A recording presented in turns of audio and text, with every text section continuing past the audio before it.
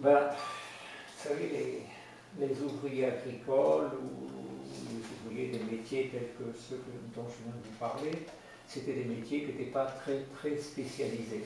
Hein.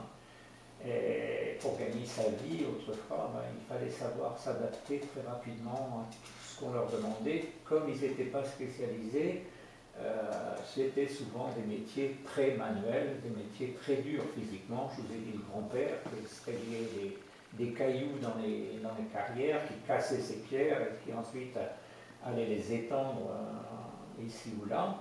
Pas un métier facile.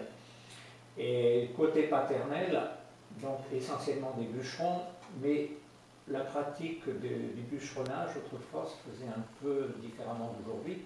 D'une part, on n'avait pas les outils d'aujourd'hui, la tronçonneuse n'existait pas, ni les tracteurs, ni tout ça, toutes ces machines.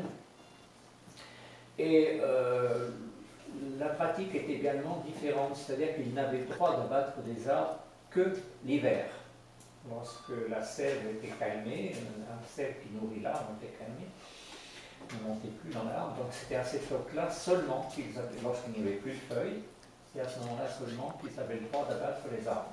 Donc à partir du printemps, mars, avril, il fallait trouver un autre moyen de vie.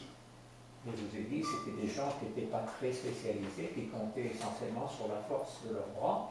Donc mon père, par exemple, pendant l'été, était ouvrier agricole, c'est-à-dire qu'ils commençaient au mois de juin par aller faire les foins.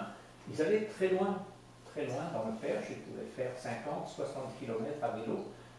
Ils couchaient chez les fermiers locaux, dans les granges, dans les écuries, voilà, puis partaient quelquefois pour plusieurs semaines, quelquefois un mois et davantage, faisaient les foins d'abord, puis faisaient la moisson, puis à l'automne ils ramassaient les pommes, et puis ils arrachaient les betteraves, et après arrivait l'époque où ils pouvaient recommencer à travailler dans les bois. Donc ils revenaient s'installer à Semonche, et là ils recommençaient son véritable métier. Mais il fallait constamment s'adapter à d'autres métiers de force, d'autres métiers physiques.